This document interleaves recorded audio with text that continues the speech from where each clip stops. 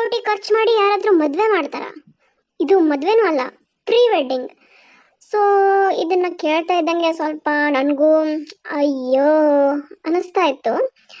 ಇದೆಲ್ಲ ಹೋಗಲಿ, ನಾನು ಮೊನ್ನೆ ಒಂದು ಸ್ಟೋರಿ ಕೇಳ್ತಾ ಇದ್ದೆ.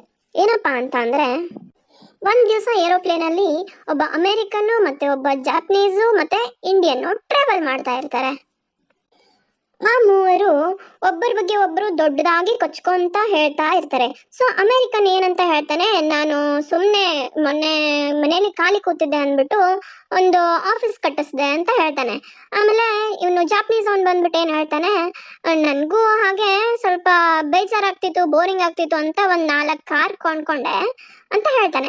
ಆವಾಗ ಅಮೆರಿಕದವನು ಏನು ಕೇಳ್ತಾನೆ, ಒಂದು 4 ಕಾರ್ ನೀನು ಕೊಂಡ್ಕೊಂಡಿದ್ಯಾ ಅಂದರೆ ಒಂದು 5 ಕೋಟಿನೇ ಆಗಿರುತ್ತೆ ಅಂತ ಹೇಳ್ತಾನೆ.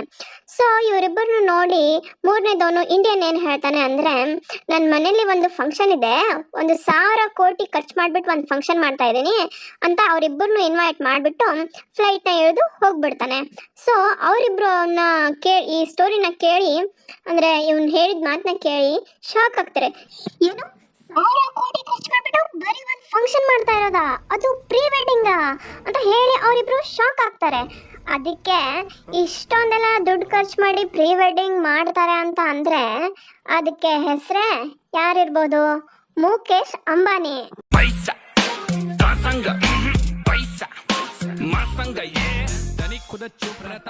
ಆಯ್ತು ಸರಿ, ಇನ್ವಿಟೇಷನ್ ಓಪನ್ ಮಾಡೋಣ ಅಂತ ಅವರಿಬ್ರು ಇನ್ವಿಟೇಷನ್ ಓಪನ್ ಮಾಡಿ ನೋಡಿದ್ರೆ ಅಲ್ಲಿರೋದನ್ನ ನೋಡ್ಬಿಟ್ಟು, ಈವೆಂಟ್ ಲಿಸ್ಟ್ ನ ನೋಡ್ಬಿಟ್ಟು ಅವರಿಬ್ಬರಿಗೂ ಮಾತೆ ಬರ್ತಿಲ್ಲ ಗುರು. 11ಗೆ ವೆಲ್ಕಮ್ ಡ್ಯಾನ್ಸು, ಅದಾದ್ಮೇಲೆ ಫ್ಯಾಮಿಲಿ ಸ್ಪೀಚು, ಅದಾದ್ಮೇಲೆ ಯಾರು ನೋಡದೆ ಇರುವಂತ ಪ್ರಾಣಿಗಳನ್ನ ಇವರು ಟೂರ್ ತರ ತೋರಿಸ್ತಾರಂತೆ. ಇದನ್ನೆಲ್ಲ ನೋಡ್ಬಿಟ್ಟು ಇವರು ಇಬ್ರು ಶಾಕ್ ಆದ್ರು. ಫಂಕ್ಷನ್ ನ ಈ ತರನು ಮಾಡ್ಬೋದಾ ಅಂತ ಹೇಳ್ಬಿಟ್ಟು. ಈ ಲಿಸ್ಟು ಇಲ್ಲಿಗೆ ಮುಗಿಲಿಲ್ಲ.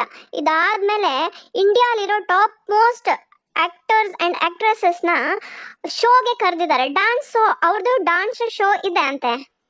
ಆಮೇಲೆ ಪಾಪ್ ಕ್ವೀನ್ ರಿಹಾನಾ ಅವ್ರದ್ದು ಪರ್ಫಾರ್ಮೆನ್ಸ್ ಇದೆ ಅಂತೆ. 66ರಿಂದ 74 ಕೋಟಿ ಅಂಬಾನಿ ಇವಳಿಗೆ ಕೊಟ್ಟಿದ್ದಾನಂತೆ ಪರ್ಫಾರ್ಮ್ ಮಾಡೋದಕ್ಕೆ ಅವತ್ತಿನ ದಿನ ಸ್ಟೇಜಲ್ಲಿ. ಇವಳು ಒಂದಿನದ ಬಜೆಟ್ ನೋಡ್ತಾ ಇದ್ರೆ ಯಾರಾದರೂ ಬಂದ್ಬಿಟ್ಟು ಒಂದು ಫಿಲ್ಮೇ ತೆಗೆದ್ಬಿಡ್ಬೋದು. ಇಷ್ಟೆಲ್ಲ ಖರ್ಚು ಮಾಡಿ ಇವರು ಫಂಕ್ಷನ್ ಮಾಡಿದ್ರು ಇವ್ರ ಮೇಲೆ ಇನ್ನೂ ನೆಗೆಟಿವ್ ಟ್ರೋಲ್ಗಳು ಇದ್ದೇ ಇದೆ. ಏನಪ್ಪ ಅಂತಂದರೆ, ಅವ್ನು ನೋಡಿದ್ರೆ ಅಷ್ಟು ದಪ್ಪ ಇದ್ದಾನೆ, ಇವಳು ನೋಡಿದ್ರೆ ಎಷ್ಟು ಚೆನ್ನಾಗಿದ್ದಾಳೆ, ದುಡ್ಡಿಗೋಸ್ಕರನೇ ಅವಳು ಅವನ ಮದುವೆ ಆಗ್ತಾ ಇದ್ದಾಳೆ ಅಂತ ನೆಗೆಟಿವ್ ಟ್ರೋಲ್ಗಳು ಇದ್ದೇ ಇದೆ. ಈ ಮದುವೆ ಬಗ್ಗೆ ನಾನು ನಿಮಗೆ ವಿಡಿಯೋ ಮಾಡಿ ಹೇಳ್ತಾ ಇರೋ ಉದ್ದೇಶ ಏನಪ್ಪ ಅಂತ ಅಂದರೆ, ಇದರಲ್ಲಿ ಒಂದು ಇನ್ಸ್ಪಿರೇಷನ್ ಇದೆ, ಇದರಲ್ಲಿ ಒಂದು ಲವ್ ಸ್ಟೋರಿ ಇದೆ, ಒಂದು ಲೆಸನ್ ಕೂಡ ಇದೆ. ಏನಪ್ಪ ಅಂತಂದರೆ, ಅಂಬಾನಿ ಹತ್ರ ಇರೋ ದುಡ್ಡಲ್ಲಿ ಅವನು ಡೆಲ್ಲಿಯಲ್ಲೋ ಅಥವಾ ಮುಂಬೈಯಲ್ಲೋ ಎಲ್ಲಾದರೂ ಮದುವೆ ಮಾಡಿಕೊಡ್ಬೋದಿತ್ತು. ಬಟ್ ಇವರು ಆ ಥರ ಮಾಡ್ತಾ ಇಲ್ಲ. ಅವ್ರದ್ದೇ ಆದ ಊರು ಅಂದರೆ ಜಾಮ್ನಗರ್ಗೆ ಬಂದುಬಿಟ್ಟು ಅವ್ರ ಮದುವೆನ ಸೆಲೆಬ್ರೇಟ್ ಮಾಡಿದ್ದಾರೆ. ಮತ್ತು ಆ ಊರಿನ ಅಕ್ಕಪಕ್ಕ ಇರೋ ಜನರಿಗೆ ಅಂದರೆ 51,000 ಜನರಿಗೆ ಊಟದ ವ್ಯವಸ್ಥೆನ ಮಾಡಿದ್ದಾರೆ. ಮತ್ತು ಬೇರೆ ಊರಿಂದ ಬಂದಿರೋ ಗೆಸ್ಟ್ಗಳಿಗೆ ಅಲ್ಲೇ ಇರೋದಕ್ಕೆ ವ್ಯವಸ್ಥೆ ಕೂಡ 21,000 ಜನಕ್ಕೆ. ಮತ್ತು ಬಾಲಿವುಡ್ ಸೆಲೆಬ್ರಿಟೀಸ್ ಕೂಡ ಅಲ್ಲೇ ಇದ್ದಾರೆ, ಅವರು ಫುಡ್ ಕೂಡ ಸರ್ವ್ ಮಾಡಿದ್ರಂತೆ. ಎಲ್ಲ ಸೆಲೆಬ್ರಿಟೀಸ್ ಡ್ಯಾನ್ಸ್ ಕೂಡ ಮಾಡಿದರು ಮತ್ತು MS ಧೋನಿ ಕೈಯಿಂದ ಕೋಲಾಟ ಕೂಡ ಆಡಿಸಿದ್ರು. ಇಷ್ಟೆಲ್ಲ ಸೆಲೆಬ್ರಿಟೀಸನ್ನ ಕರೆಸಿ ಮಾಡಿಸ್ತಾ ಇರೋ ಈ ಫಂಕ್ಷನ್ನಿಂದು ಖರ್ಚು ಎಷ್ಟು ಗೊತ್ತಾ? 1,000 ಕೋಟಿಗಿನ್ನ ಜಾಸ್ತಿ. ಮತ್ತು ಇದು ಫಂಕ್ಷನ್ ನಡೀತಾ ಇರೋ ಜಾಗ ಎಷ್ಟು ದೊಡ್ಡದು ಗೊತ್ತಾ? 3,000 ಎಕರೆ. ಬರೀ 3 ಎಕರೆ ಅಲ್ಲ, 3,000 ಎಕರೆ ಅಷ್ಟು ದೊಡ್ಡ ಜಾಗದಲ್ಲಿ ಈ ಫಂಕ್ಷನ್ ನಡೀತಾ ಇತ್ತು. ಅಂಬಾನಿ ಫ್ಯಾಮಿಲಿ ಮೆಂಬರ್ಸ್ ಎಲ್ಲರೂ ಕೂಡ ಎಲ್ರಿಗೆ ಊಟಕ್ಕೆ ನೀಡ್ತಾ ಇದ್ರು. ಹಾಗಿದ್ರೆ ಅಂಬಾನಿ ಫ್ಯಾಮಿಲಿಯಲ್ಲಿ ಯಾರ್ಯಾರು ಇದ್ದಾರೆ, ಯಾರ್ಯಾರು ಫಂಕ್ಷನ್ಗೆ ಅಟೆಂಡ್ ಆಗಿದ್ರು?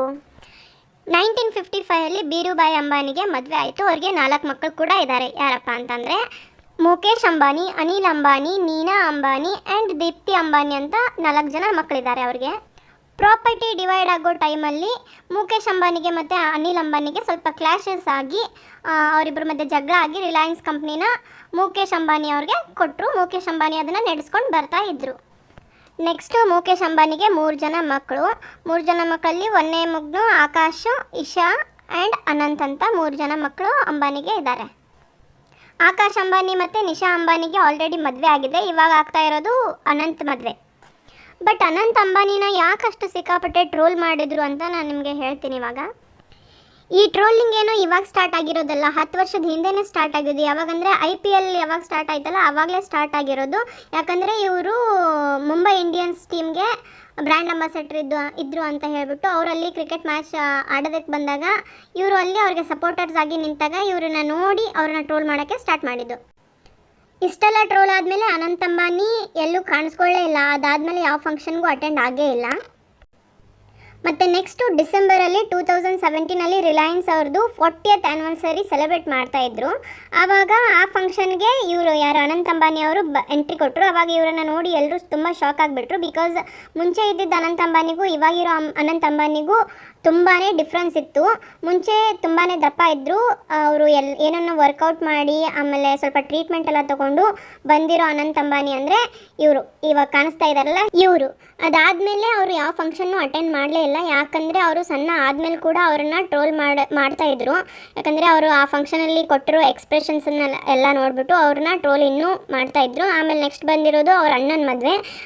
ಅವ್ರ ಅಣ್ಣನ ಮದುವೆನಲ್ಲಿ ಅವರು ಇನ್ನೂ ದಪ್ಪ ಆಗ್ತಾ ಬಂದರು, ಮತ್ತು ತಿರ್ಗಾ ದಪ್ಪ ಆಗ್ತಾ ಬಂದರು. ಸೊ ಎಲ್ಲರೂ ಸೋಷಿಯಲ್ ಮೀಡಿಯಾದಲ್ಲಿ ಹೇಳ್ತಿದ್ದೇನೆಂದರೆ ಇವರು ಸರ್ಜರಿ ಮಾಡಿಕೊಂಡು ಸಣ್ಣ ಆಗಿದ್ರೇನೋ ಅಂತ. ಬಟ್ ಅವ್ರದ್ದು ಹೆಲ್ತ್ ಇಶ್ಯೂ ಇರೋದ್ರಿಂದ ಅವರು ಎಷ್ಟೇ ಸಣ್ಣ ಆಗಕ್ಕೆ ಟ್ರೈ ಮಾಡಿದ್ರು ವಾಪಸ್ ಸ್ವಲ್ಪ ದಿನ ಆದಮೇಲೆ ಒಂದು 6 to 7 months ಆದಮೇಲೆ ಮತ್ತೆ ಅವರು ವೆಯ್ಟ್ ಗೇನ್ ಮಾಡ್ತಾರೆ ಅಂತ ಡಾಕ್ಟರ್ ಹೇಳಿದರು. ಯಾಕಂದರೆ ಅವ್ರಿಗೆ ಇದ್ದಿದ್ದು ಅಸ್ತಮಾ ಕಾಯಿಲೆ. ಬಟ್ ಸೋಷಿಯಲ್ ಮೀಡಿಯಾದಲ್ಲಿ ಏನು ಹೇಳ್ತಿದ್ರು ಅಂದರೆ ಅಸ್ತಮಾ ಕಾಯಿಲೆಗೂ ದಪ್ಪ ಆಗೋದಕ್ಕೂ ಏನು ಸಂಬಂಧ ಅಂತ. ಅಸ್ತಮಾ ಕಾಯಿಲೆ ಬಂದ ಮೇಲೆ ದಪ್ಪ ಆಗ್ತಾರೆ, ಇವನು ಮುಂಚೆಯಿಂದನೂ ದಪ್ಪ ಇದ್ದಾನೆ ಅಂತ ಹೇಳಿ ಟ್ರೋಲ್ ಮಾಡ್ತಾಯಿದ್ರು.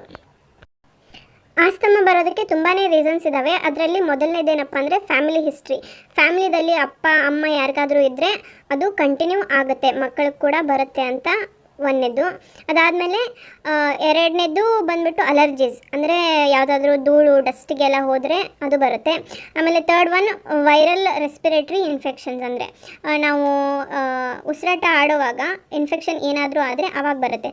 ಆ್ಯಂಡ್ ಮತ್ತು ನಾಲ್ಕನೇದು ಏನಂತ ಅಂದರೆ ಅಕ್ಯುಪೇಷ್ನಲ್ ಅಂತಂದರೆ ನಾವಿನ್ನು ಡಸ್ಟಲ್ಲಿ ಏನಾದರೂ ವರ್ಕ್ ಮಾಡ್ತಾ ಇದ್ದರೆ, ಯಾವುದಾದ್ರೂ ಫ್ಯಾಕ್ಟ್ರಿಯಲ್ಲಿ ಡಸ್ಟ್ ಪ್ರೊಡ್ಯೂಸ್ ಆಗೋ ಫ್ಯಾಕ್ಟ್ರಿನಲ್ಲಿ ವರ್ಕ್ ಮಾಡ್ತಾ ಇದ್ದರೆ ಅಲ್ಲಿ ಕೂಡ ಆಗುತ್ತೆ. ಫಿಫ್ತ್ ಒನ್ ಏನಪ್ಪ ಅಂದರೆ ಸ್ಮೋಕಿಂಗಿಂದ ಕೂಡ ಆಗುತ್ತೆ. ಆಮೇಲೆ ಒಬೆಸಿಟಿಯಿಂದನೂ ಕೂಡ ಆಗುತ್ತೆ. ಸೊ ಇದರಲ್ಲಿ ಒಬೆಸಿಟಿ ಇದ್ದವ್ರಿಗೆ ಸ್ವಲ್ಪ ಜಾಸ್ತಿನೇ ರಿಸ್ಕ್ ಇರುತ್ತೆ, ಆಸ್ತಮಾ ಬರೋ ಅಂಥ ಚಾನ್ಸಸ್ ತುಂಬಾ ಇರುತ್ತೆ. ಅನಂತ್ ಅಂಬಾನಿ ಚಿಕ್ಕ ವಯಸ್ಸಿಂದಾನೇ ದಪ್ಪ ಇರೋದ್ರಿಂದ ಅವನಿಗೆ ಚಿಕ್ಕ ವಯಸ್ಸಿಂದಾನೇ ಆಸ್ತಮಾನೇ ಇತ್ತು. ಚಿಕ್ಕ ವಯಸ್ಸಿಂದನೇ ಅವರು ಆಸ್ತಮಾಯಿಂದನೇ ಬಳಲ್ತಾ ಇದ್ದರು. ಬಟ್ ಆಸ್ತಮಾಯಿಂದ ದಪ್ಪ ಆಗ್ತಾರಾ ಅನ್ನೋದಾದರೆ ಹೌದು, ಆಸ್ತಮಾಯಿಂದ ದಪ್ಪ ಆಗ್ತಾರೆ, ಮೆಡಿಕಲ್ ಟರ್ಮ್ಸಿಂದ ಅಲ್ಲ. ಇದಕ್ಕೊಂದು ಲಾಜಿಕ್ ಇದೆ. ಆಸ್ತಮಾ ಇದ್ದರೆ ಅವರಿಗೆ ಜಾಸ್ತಿ ಉಸಿರಾಡೋಕ್ಕಾಗಲ್ಲ, ಅಂದರೆ ಸ್ವಲ್ಪ ಅವ್ರದ್ದು ರೆಸ್ಪಿರೇಟ್ರಿ ರೇಟು ಕಡಿಮೆ ಇರುತ್ತೆ. ಯಾಕಂದರೆ ಅವ್ರದ್ದು ಪೈಪ್ ಇರುತ್ತಲ್ಲ, ರೆಸ್ಪಿರೇಟ್ರಿ ಪೈಪು, ಅದು ಸ್ವಲ್ಪ ಫ್ಯಾಟ್ ಎಲ್ಲ ಡೆಪಾಸಿಟ್ ಆಗಿ ಸ್ವಲ್ಪ ತಿನ್ನಾಗಿರುತ್ತೆ. ಸೊ ಅವ್ರಿಗೆ ಏರು ಪಾಸ್ ಇನ್ ಪಾಸ್ ಔಟ್ ಮಾಡೋದಕ್ಕೆ ಸ್ವಲ್ಪ ಪ್ರಾಬ್ಲಮ್ ಆಗ್ತಾ ಇರುತ್ತೆ.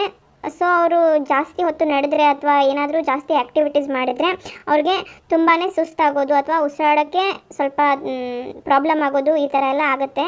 ಅವ್ರಿಗೆ ಪ್ರಾಬ್ಲಮ್ ಆದಾಗ ಅವ್ರಿಗೆ ಆ ಥರ ಸುಸ್ತಾದಾಗ ಅವ್ರಿಗೆ ಏನಾದರೂ ತಿನ್ನಬೇಕು ಅಂತ ಅನಿಸುತ್ತೆ.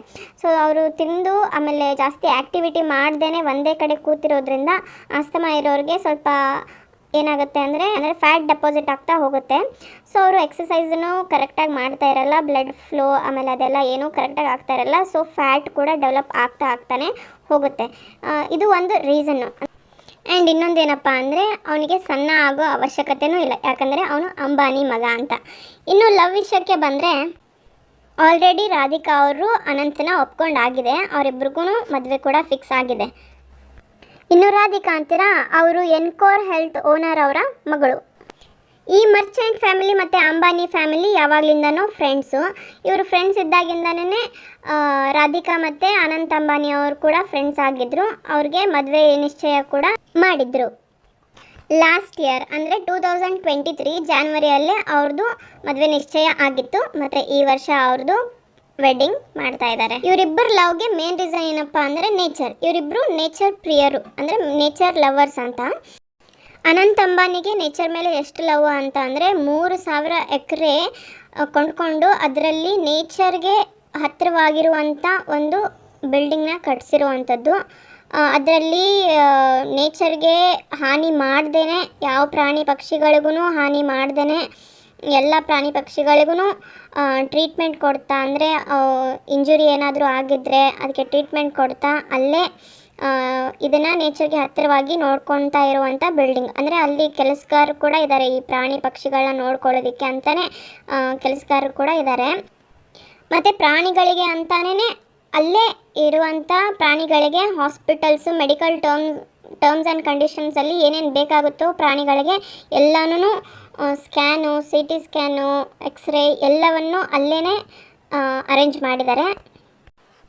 ಮತ್ತು ಅನಂತ್ ಅಂಬಾನಿ ಪ್ರಾಣಿಗಳ ಲ್ಯಾಂಗ್ವೇಜನ್ನು ಕಲ್ತಿದ್ರಂತೆ. ಇದೇ ಪ್ರಾಣಿ ಪಕ್ಷಿಗಳ ಸೇವೆನೇ ದೇವ್ರ ಸೇವೆ ಅಂತ ಹೇಳಿಬಿಟ್ಟು ಪ್ರಾಣಿ ಪಕ್ಷಿಗಳ ಸೇವೆ ಮಾಡಿಕೊಂಡು ಪ್ರಾಣಿ ಪಕ್ಷಿಗಳ ಜೊತೆನೇ ಇದ್ಕೊಂಡು, ಅಂದರೆ ನೇಚರ್ಗೆ ಹತ್ತಿರವಾಗಿ ಬೆಳೆದಿರುವಂಥ ಒಂದು ಪರ್ಸನ್ನು. ಸೊ ರಾಧಿಕಾ ಅವ್ರಿಗೆ ಕೂಡ ನೇಚರ್ಗೆ ಇಷ್ಟಪಡುವಂಥ ಪರ್ಸನ್ನು, ಹಾಗಾಗಿ ಇವರಿಬ್ಬರ ಮಧ್ಯೆ ಲವ್ ಆಗಿರೋದು.